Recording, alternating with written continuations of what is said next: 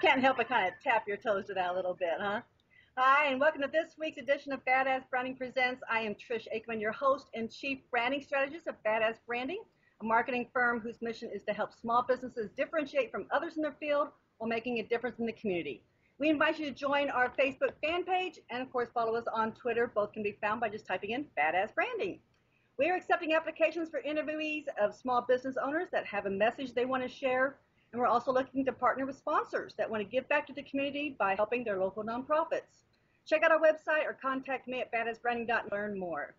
Today's show is sponsored in part by Cure for Space. If your house or office is driving you crazy, they are your prescription for sanity. They perform handyman services too, so don't let your honey-do list go get out of whack. Give Bridget a call at Cure for Space, and also check out their Organizing Your Life workshops starting Wednesday, September 5th for only $30 per workshop. And you can learn more by emailing her at rxforsanity@cureforspace.com or give Bridget a call at 512-228-4172. All right, got all that stuff out of the way. Today's show, folks, I am so excited. I get to visit with Vicki Flaugher. She has been such an amazing influence in me and how I start my business and getting out there into social media.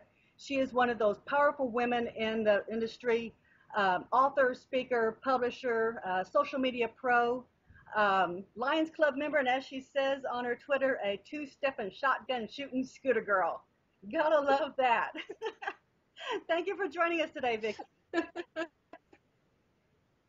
I'm very thrilled to be here, Trish. That was the best intro anyone could ever have done. Thank you. Well, I know normally I kind of have a little list of questions that we kind of talk about, and, we kind of talk about business and, how businesses can, do things with, like what we talk about, like social media and women entrepreneurship and things like that. But, we kind of talked about is like, we're going to wing it today because there's so much crap going on in both of our lives, both of our businesses and other people that are around us that we're just like, we're just going to have a conversation. Because I think that's something that other women would kind of associate with and going, oh, thank God we're not the only ones out here feeling like we're about ready to pull our hair out. I think probably the thing that most people miss is you can't force it. And I know in consulting for social media, a lot of times I find people want to do campaign-oriented things that are kind of, turn on the trigger kind of thing. And they don't really quite understand that social media is a knot. It takes a little time. I mean, you don't just meet somebody, you meet a good-looking guy at the coffee shop and you don't say, will you marry me? I mean, that's just ridiculous. We wouldn't think of that. You wouldn't walk up to somebody at a party and say, buy something from me. Yet sometimes that's how people want to use social media tools, and it doesn't really work that well. No. And you got to back off a little bit. But, okay, so this is one of the things I've noticed. I've noticed that a lot of people do not feel comfortable being personal, exposing themselves personally, and I don't mean physically, I mean emotionally, on social. I mean, I get asked all the time, well, what should I say, right? And I'm like, talk about your values, talk about your emotions. People complain, well, why would I want to share what I had for breakfast online? And the truth is it says things about you. I mean, if you're sitting, I don't know, on the piazza at Lake Como in your satin robe with George Clooney having an espresso, that says something about you, right? It's what you had for breakfast, but it's all how you kind of work it, and you start to people identify like, I love donuts, or I'm watching my weight too, or it gives them an opportunity to get to know you. And I think it's challenging for some people to be personal as well as it is for them to interact that way and build those relationships. Mm-hmm.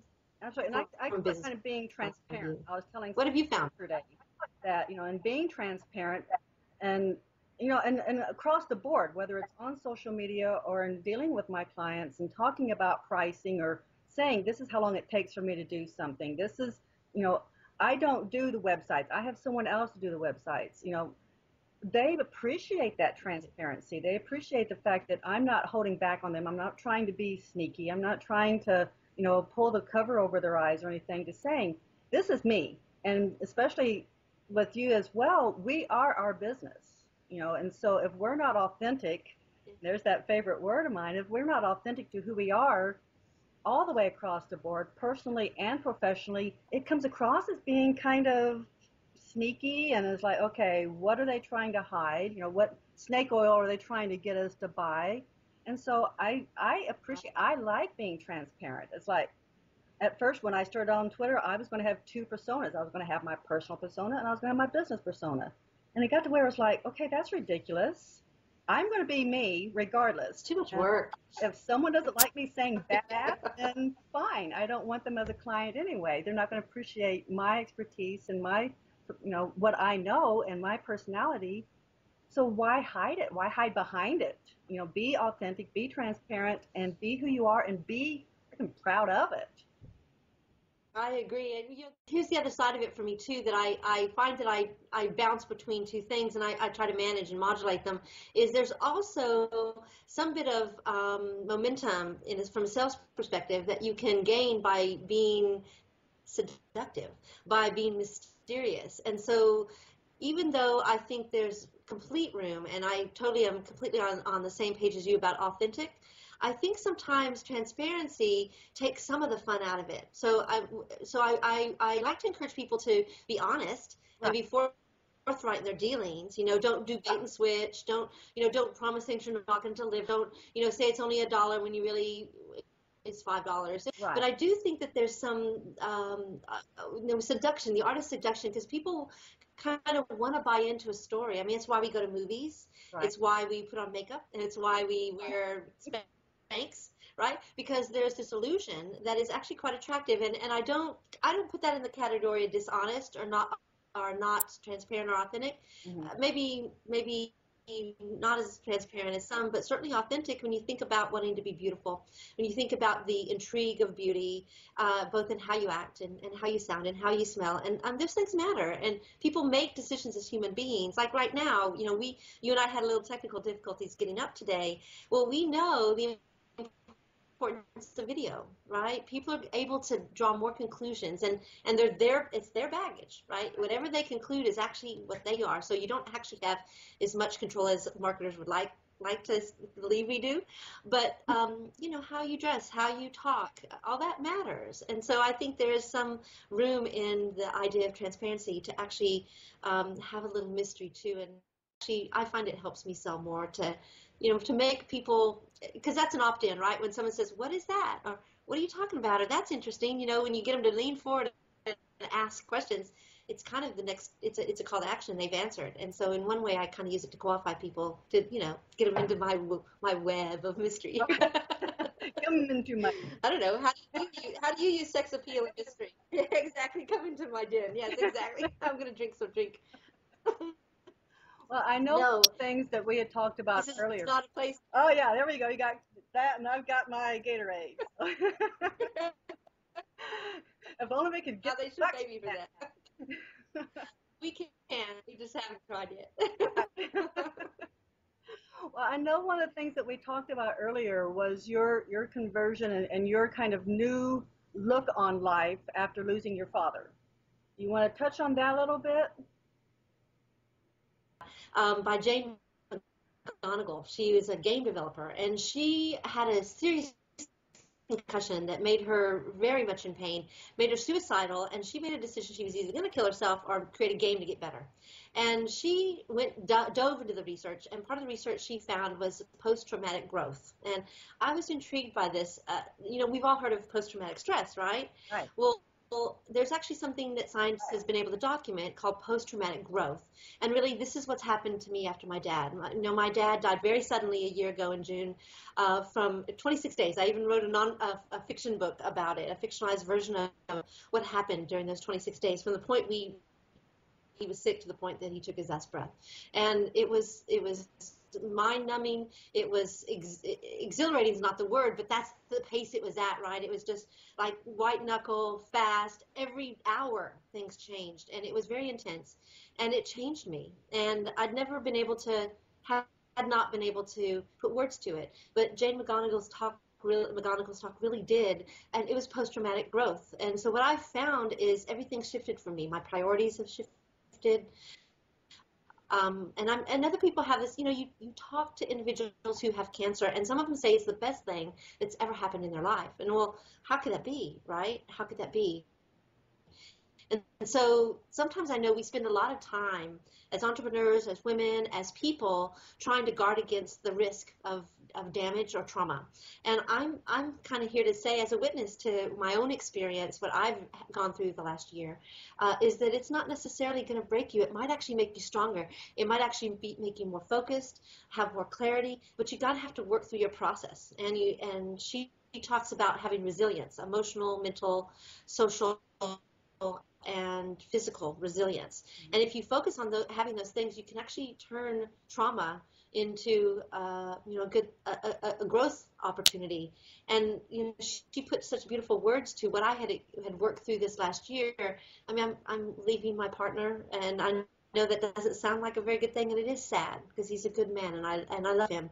But we're going different directions now, and the things I'm choosing to do in my business are different. And I think it's all in all, it's a good thing. But I think you and I also talked a little bit about change, no matter what, is uncomfortable, and it can either be the fear in the gut of your stomach, or it can be that excitement, right? And how you frame it and what you do with it has a lot to do with what. I mean, have you found that to be true, Trish? Have you found you've had growth experiences from? Oh, absolutely. I mean, like I said, I feel like right now I'm going through like a second adolescence. It's a different way of thinking of things that, through grieving, through whatever kind of loss, whether it's a loss of a failed dream, a failed business plan, or a relationship. And so, yeah, it is a process, but it's one of those things. And looking back, it's like, okay, well, this is a new beginning, a new opportunity. And talking with different people, I'm so lucky that I have a tremendous team of people and one of them said that everybody comes into your life for a reason and for a season. That season can be 2 days, that season can be 20 years. Whatever that season, however long that lasts, you value that, you learn from it, you grow from it, you take what you need to get from it, and then you go on to the next season. And there is a little transition part there. And I found that to be so helpful to me, in that however long that season is, it was here for a reason. I agree, and I'm sorry, I didn't mean to interrupt you. I get so excited about these things, especially because I mean this kind of the excitement for me comes knowing I don't feel alone anymore. I mean, when Jane put words to what I'd experienced, and then I started to ask it really did capture what was happening to me and what is still happening to me. And I think you really hit it on the head when you talked about the need to have support. I mean, we say a lot of these things in business, right? And we say them, but we don't do them. And one of the things that Jane talked about with social resilience was to call someone that that you care about, at least one person a day. Mm-hmm. And when you think about that, and if not only think about your own self and how it can benefit you, but think about the benefits you're going to be giving to them because you've reached out and done that. I mean, it's huge. And part of the fascination for me with social media has been that it's a group effort. And, there are no lone rangers in social. And if you are, you're probably doing it wrong.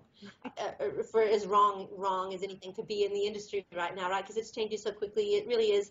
You have the opportunity to be very innovative in social media. So it's hard for me as a professional to say anything's wrong, although I have my opinions. But I have gotten over the idea that it's shameful or weak to ask for help. And that took a while. That was not how I was raised. I mean, how were you raised? Were you raised that, you buck up, you do what you have to, don't cry, I'll give you something to cry about, whatever. I mean, not that I was beaten or anything, but that's kind of the general theme, a conventional spiritual person. So, I certainly don't want to offend anyone, but this is just my point of view. I actually feel other people answer God's prayers for us. So in the sense that those people that are stepping up to be there for you, who they're everywhere. They're all around us, people that care about us, that want to help us, but they also don't want to make us feel alienated, insulted, ashamed, or make us dependent on them. But there's so many people around us, and actually I do think that God works through people. Oh, absolutely. In order to answer prayers. And so where I can kind of relate to what you're saying, I also feel that too often uh, faith in business is another thing that people are hesitant to group together, right? Just like personal and business kind of move apart. But I find that I have a deep personal based on emotions. When I think about, now here's the thing, I do think that your gut, your intuition is informed by several things. Yeah, first you have to listen to it and you have to know what it sounds like. You have to know the difference between what fear and anxiety and old patterns that are talking to you, ego, what your mom said when you were 3, whatever it was. Those things you have to know the difference in the voices between that and your true intuition, your gut, right? Right. That's part of it for me. And the second part of it for me is that I find, for me, I'm both a logical and an emotional person, right? I think everyone is. And so information informs me. But at a certain point, there really is a leap you have to take, especially entrepreneurship, right? When you deciding a new strategy or deciding to develop a new product or break into a new niche market or whatever, you might gather some data, but most of the time we're justifying something we kind of think, we got an idea about it. We got a feeling about it, that gut thing. But I think it would be too flippant of us to say just follow your gut, because the truth is we've taken the time to know what that is, to hear that and to listen to it and respect it. If you haven't, you're going to have to practice. For years I had to practice to really hear the voice that really was me talking, that wasn't influenced by somebody else's expectation or out of shame or grief or fear or all those other things. I mean, you kind of, the themes that I think you keep hitting on is one, I do think there's some danger in asking other people, if you've not taken the time to surround yourself with individuals that are in alignment with that higher good of you, because too often we fall into patterns, and sometimes the very worst people to ask their opinion of is your family. Oh, yeah. Especially, we've all seen that situation. Now, I feel very fortunate. My mother and family are very encouraging, but it's not. I know I'm fortunate that way. I am so glad that I am. Not everyone is, and so at a certain point you have to construct a reality around you, at least a committee, as it were, of those people, because I'll tell you, there's some people, their only goal is to tell you what's wrong with what you're saying. Right. And those people are not the ones you should go to. The people who have their own agenda and just wish you would follow what they do because they figured it out, those are not the people you need to ask. And too often we think, I hate, and I don't use that very often, I do not like constructive criticism. I do not believe there's any such thing. Period. And it's not criticism if you're encouraging someone. And if you're encouraging someone, you're not telling them anything that's wrong with what they're doing. You're leaving the decision to them. You're saying, well, what do you think? Well, you could see it that way, but how, have you thought about this? Okay, well, that makes sense. I can see you're going there. I've seen that. That makes sense to me. I can see your point of view. That's encouraging. Playing a devil's advocate. And too often we think we're supposed to find everything that's wrong with our ideas before we go forward with them. And the truth is reality will smack you. Oh, yeah. You do not need your friends to do it before you get into life. Reality will be more than glad to tell you your ideas sucks. You don't need to get pre-abused. Life was more than happy to let you know, to level that field. And now I think maybe people go to these types of individuals that are not really that productive in the creative process, I think, because they're afraid and they want somebody to put the brakes on it, because you become a new person when you are willing to be open. And that's really, the last year is what's happened is I couldn't stop it. I have become a new person, and I don't make decisions the same way. I don't care about the same things as I used to. And even friends that have known me a long time, you're like, you're different. And it can't be helped. It was life. And so I think sometimes we have put those people in place as roadblocks and speed bumps. And I believe it's super important to recognize that. And that's when we talk about transparency and authenticity, I think it starts at home. It starts in you. And if you can't even, like say for instance, maybe you're a perpetual white liar. Not that you are, but maybe a person would be a perpetual white liar. Who isn't, right? I mean, in some ways it's hard not to say something kind instead of something mean, right? Most of us, a friend, that you're going to say nothing or say something kind. A lot of people will. Well, that's okay. But I think there's a point where we have to be dreadfully honest with our own selves, even if we don't tell anyone else. If we're angry, say, I'm angry. I feel angry. Even though you may not choose to demonstrate being angry because, ladies don't act that way. Or whatever story you're telling yourself. Or maybe it's actually not appropriate. And you know it's not, but that doesn't mean you have to say, I'm not angry. I think that the honesty, I read a book recently about the abundance, the feng shui of abundance. And the phrase she used was honest to a penny. That if you wanted to increase your revenue, one of the flows of life needed to include your communication with yourself, and you needed to be honest to a penny. And whether you acted on that, whether you shared that with anybody else, at a certain point, you know what? You didn't make the money you wanted to.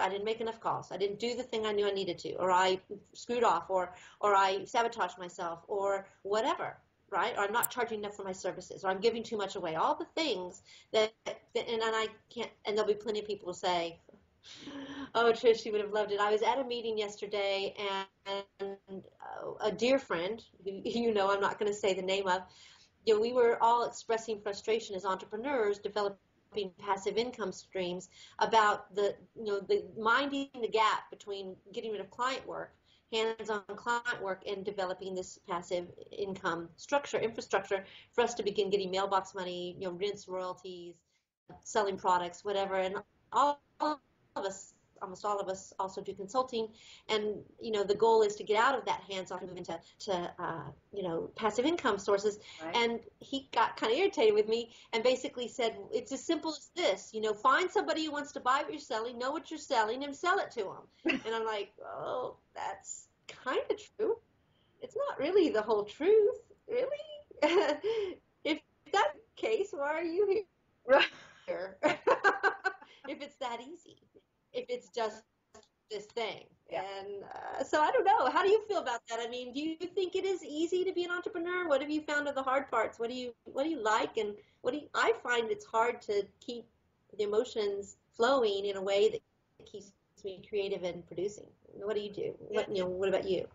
It is hard. And that's one reason why I started this talk show, is because I felt that there was so much behind the scenes that as entrepreneurs we don't put out there, we don't share, because we want to have this projection of being a professional. We don't want anyone to see the scars that we've been through sometimes, but sometimes those are also the things that other businesses can relate to, and going, oh, well, okay, yeah, I lost my father too. I lost mine at a very young age. And having someone say, yeah, I'm going through a separation. I'm going through this emotional turmoil of feeling like I'm 13 again. And having this kind of reaction does help. It's the hardest job I've ever had, but it's also the most rewarding job I've ever had. I am my business 24/7. I can't turn it off sometimes, and to my friends that realize that and say, okay, unplug, come on, let's go out and do something. You have to have that balance, where I think I told you this is my year of balance, of trying to do more for me personally as well as professionally, and I have that growth because of that balance. But yeah, it is not for the meek. It is not for the ones that think you can just do that get rich quick thing, And I had an email the other day, and I think I put on Facebook, someone was asking, okay, I just want something. I don't want to have to put a whole lot of time and money into it, but I want to make a whole lot of money real fast. Well, shit, so do the rest of us, It was amazing, the people that saying, well, yeah, because I asked them, how would you respond? And they were the same way, going, yeah, this guy's, and not realizing that it takes time and money and effort to do what is going to be successful, and something that you want to have, that is part of you, that's passionate. You have to love what you're doing. And if you don't, then go get a regular job and come home at 5:01 p.m. and leave the rest of the crap at the office. Go back to work at 9 and do your 8 hours and get a paycheck, and get in that and that's fine for some people. That's if they're designed for that, fantastic. I'm not. I can't even imagine. I tell someone, if I had to actually go and get a real job, I think I would probably go postal. I don't think I would survive very long, because, well, my mission statement is this. If it's not in line with what I do, then you need to change your mission statement. And I tell the clients that way too. Mission statement is something that's a living, breathing organism. It's not written in stone, because we do continue to grow and change, and the things around us, our environment changes, economics change, things like that, where something like that cannot be written in stone, because it's too much of a risk to try to have something like this is it and that's it, and there's no way if, ands, buts around it. And so, yeah. And I actually have a little bit different point of view than you do about it, because I've been an entrepreneur since 2000, and I could do a job, and there's days when I would love that, and I would, and to me, there's a massive amount of creativity that can come within a box. People always talk about getting outside the box. Well, you look at pop songs, 3-chord little songs, and you can do a tremendous amount of stuff with that. I mean, I know thousands of songs based on 3 chords. Right. And so I think that there's a difference between, I think what I hear out of what you're saying more than anything else is not so much that a job is bad, but that it's super important that you find what's right for you. Yeah. That knowing yourself is such a huge part of being alive, but also the satisfaction, because the truth is a lot of people don't need to be satisfied. They do in fact spend decades at a job that they hate and are not passionate about. And the question then is, what does that do to you? What does it do to your health? Maybe it spurs you on. I don't know. Maybe I talk to people who say, well, I don't actually care about selling cars, but I care about feeding my kids. So I'm going to go sell cars because I can do it. And so there's this sense of appropriateness, of skill set. And so in some ways, I mean, I shirk a little at I cringe a little at doing, I know in the entrepreneur community, there's a lot of discussion about kind of, dissing a job. But the reason why is because it doesn't fit them, not from my point of view, not because it's not appropriate, because the truth is, I like eating at restaurants. Those people have jobs. I would really like not to have to serve my own food and make my own food. That would be cool, right? I mean, at a certain point, to me, I don't feel like I need to so much say it's a denigration, but more the sense that the happier I have found for me, that the more joy I have in life, the better off I am. Mm-hmm. The better off I am, the better off I treat other people, right? I'm kinder to individual strangers and my friends. And I found this virtuous cycle where my happiness does in fact matter for me and for the people around me. And I same with relationships, whatever, right? Sometimes it's hard to make those changes, but that virtuous cycle is something that feeds us all. Just like I believe literacy, when kids don't go hungry, it serves us all. When kids can read, it serves us all. And so I think that there's a lot of value in knowing yourself well enough to know what's right for you. Sure. And choosing that. And when the people talk about money overnight, the truth is he does realize the work. That's why he's asking, because it's a lot of damn work. And social media, the same way. It's one of the things that gets me is that it is work. You have to know yourself. You have to know your values. You have to be willing to communicate it. You have to be willing to share. You have to share the room with the crowd. You have to be willing to have no control, because people are going to talk about you no matter what. And you have to be aware of that and feel comfortable. And all those things, those are courageous, and it's hard work. And to integrate that into your business model, where it actually brings you relationships that are worth having, that's hard work. I mean, most people do not even know their sales conversion funnel. They don't know how many customers they need to have that walk to their website, that are driven to their website, how many they need, what pages they need to land on, they don't have all that. And from a business perspective, it's incredibly dangerous. Mm-hmm. If you actually want to be successful, to imagine you're going to luck knowing that conversion process, that's what being a business person is all about, is understanding that.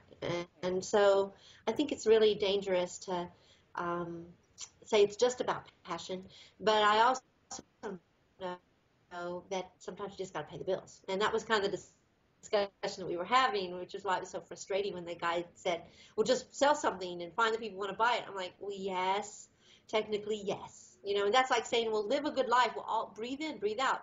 Yes, that is life. That's not really the answer. It seems a little disingenuous to not be honest. And I think you're right that sharing with each other, another part of the theme we're talking about is sharing with others who have similar experiences. Now, let me ask you this. Have you ever had the circumstance where you were in a room of entrepreneurs, right? And they start, this happens with women sometimes too, where they slam men. You're in a room of entrepreneurs and they start talking about how hard it is and how this and this and this. There is a point for me that I'm like, well, what about the advice I gave you last week? Are you implementing that? And if they're not, I'm sort of like, whatever. Tell it to the hand. What about you? Do you have any frustrations in those relationships where people, clients or friends that you give them advice that's worked for you and they just ignore it and keep bitching? I mean, has that ever happened to you? Oh, absolutely. And it's where you kind of have to almost call them out on it and going, okay, you've been complaining about this for 3 weeks. What have you done about it other than complain about it?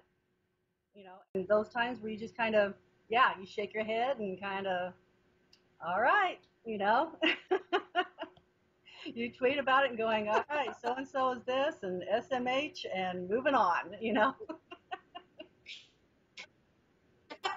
Well, and to me that kind of circles back around to the start of our conversation, where I think there's a lot of power we have when we do share with each other. We find our tribe, right? The people that are supportive, that aren't just critical, the people that kind of get what we're going through. I mean, this is kind of what we're talking about, is finding your tribe.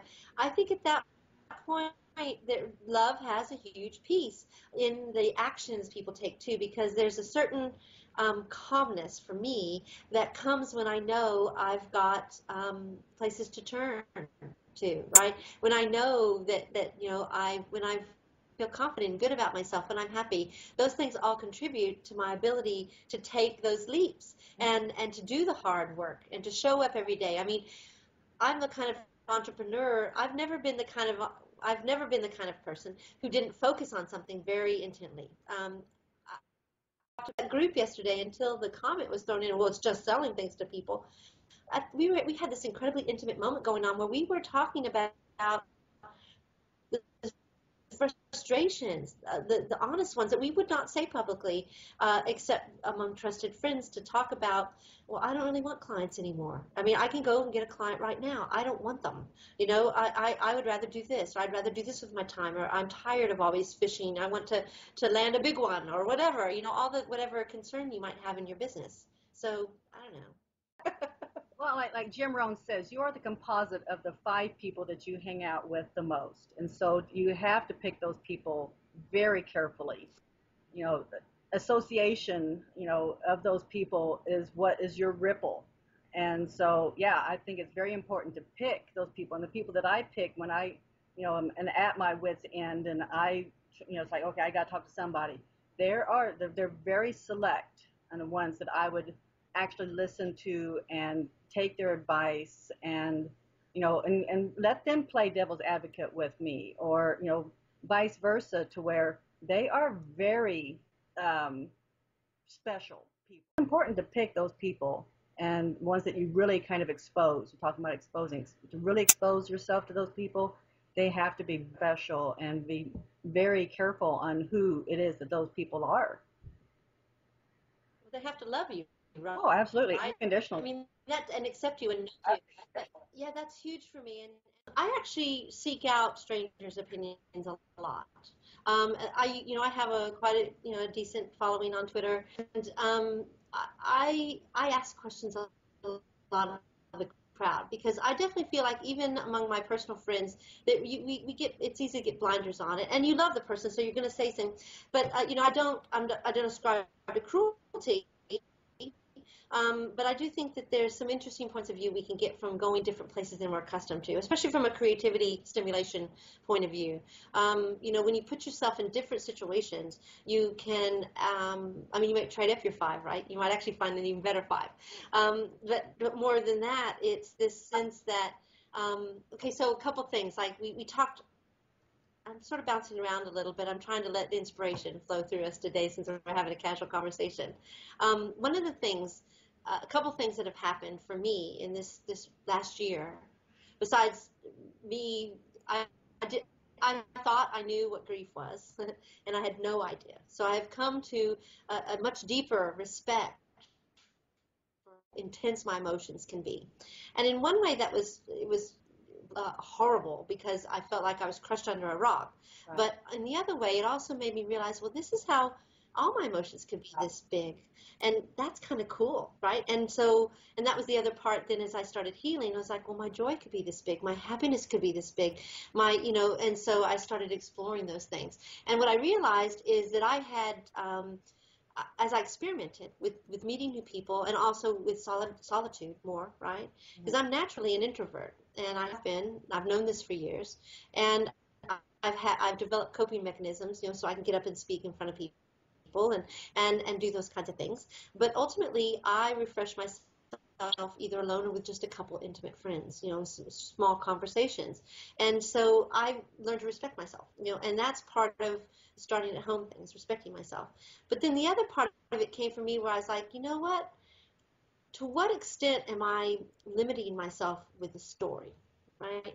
To what extent, oh, I'm not good at that, or I'm not good, I don't do math. Well, I do math, and I'm kind of good at it, but that's a story too, right? I'm good at math. Well, what does that mean?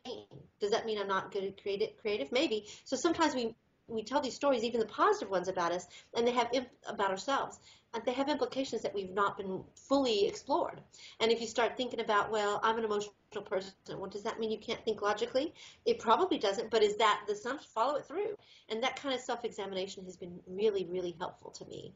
I'm about to go. I don't think I told you this, and it's still, I have anxiety rising in my chest right now about this. I am going to, on Monday, the 20th of August, I am going to go digital black. I'm going to withdraw from social media for 30 days, and I am scared shitless. I saw you post that. I've written it 3 times also on Twitter and social media, and I don't care. That stuff is all, it's very nice. It's very complimentary. I love it. I've done the work, right? But there's a certain part of me, I quit watching TV a couple months ago, and that was kind of hard. I'd quit watching news several years ago. And I haven't substituted a bunch of video watching like Hulu, and that's not what I mean. I just don't do it. And always the worst part about it is when I see the flags at half mast, and I'm like, I wonder what happened today. But what I found, so I go find out, right? I go find particular news, and there's certainly certain news in certain genres that I will glance through and look at headlines, because a lot, I kind of have to know what's going on in some things. But even that, so what I do is I'm gonna put information on all my accounts to say I'm not here for the next 30 days. I'm cocooning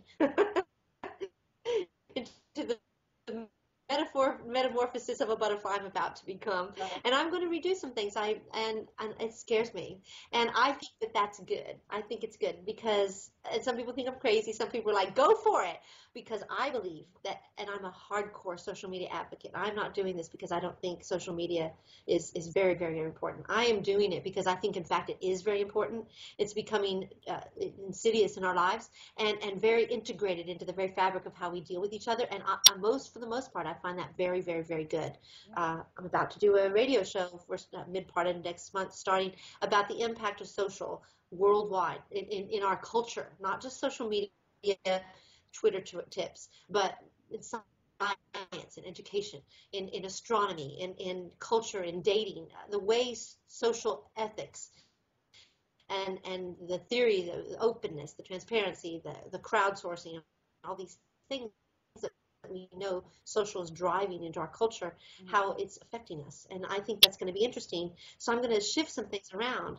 I am scared, but I'm going to do it anyways. And Also, you're brazy. Like you said, you're bold and crazy. And so, Bold and crazy. That's the two words. That's exactly my word.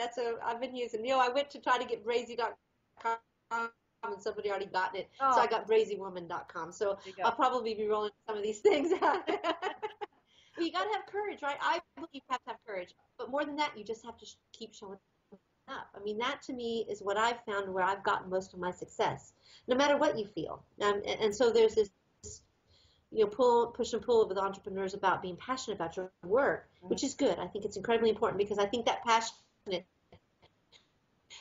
thing that brings tears to your eyes, that make you glad you're doing it and you couldn't do without, those things will keep you through some of the dark nights.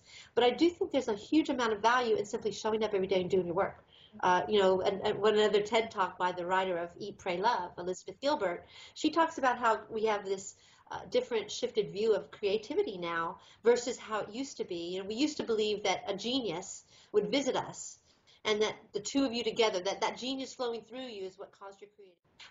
And I've had that experience with writing songs or taking pictures or writing a blog or writing fiction where literally I would look up and I could not tell you what was on the page because it flowed through me and it was delivered to me. And I can claim no real credit for being anything other than the vehicle that it was pushed through.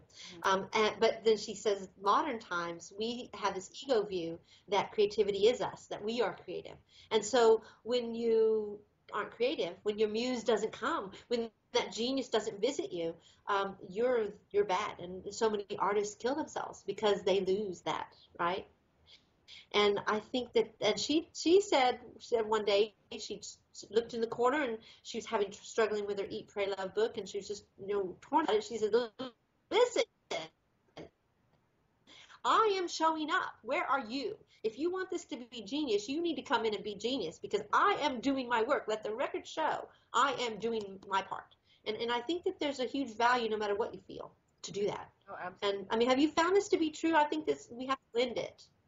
Yeah, and you can call it tenacious, you can call it persistence, you can call it, stubbornness, whatever. But yeah, you have to be present and you have to keep going forward. It's so fun to talk to you. Well, I really am very honored, and I appreciate not only the kind things you said, but also that you invited me to do this. Thank you. well, tell people how to get a hold of you. Well, and I will have, part of the challenge of going on a digital holiday is that I make my money digitally. So I've decided that there's a few things like my email. It'll be like digital Ramadan. I will be, except for an hour at nighttime. I'm going to make it 30 minutes. 30 minutes at nighttime where I'm going to scan my emails and make sure I'm not, not serving my clients properly. Then I will do that. But otherwise, I will be gone. But you can call me. See, that's the thing. That's what I'm looking for, is to reinitiate my connection with individuals in a more personal way. And I'm pretty personal on social. It's not that, but I really, I feel like I would like more touch. And that to me is more touch, for someone to call and share their voice and their time. And that works for me. So you can still call me. But in the meantime, the very best way to get a hold of me is to go find me on Twitter. I'm Smart Woman on Twitter. Now, if you're not on Twitter, okay, I get it. No problem. You can go to famousinyourniche.com is my website. I've written a little book. You can go buy it on Amazon for 99 cents. It's totally worth it. Of course, I'd say so. But you can also get me at my email address. So my name, Vicki Flaugher, VICKIFLAUGHER, at gmail.com. And that will go directly to me. And even during my digital holiday, I'll get that. I'm on all the platforms. Honestly, Trish, if I could just blog and do Twitter, I would. That's all I would do. I got to be honest with you. Well, it's fun. Like I said, we're still relationship based. So that's how to get hold of me. So, well, I appreciate so much this opportunity to talk with you, and I could continue to talk with you, but I think people will stop listening at some point. So we'll have to continue this conversation. They won't care. Well, thank you. We can definitely talk again real soon, and keep me posted, and I will be giving you a call sometime or text, and keep in touch. And Thank you again so much. I appreciate it. I know we had a little bit of technical difficulties, and some of the audio on here today was kind of off and on and everything. So we'll hope that most of it came through okay. We'll see when I check out the recording, but we'll see you all again real soon. Thanks everybody for joining us. Bye-bye, Trish.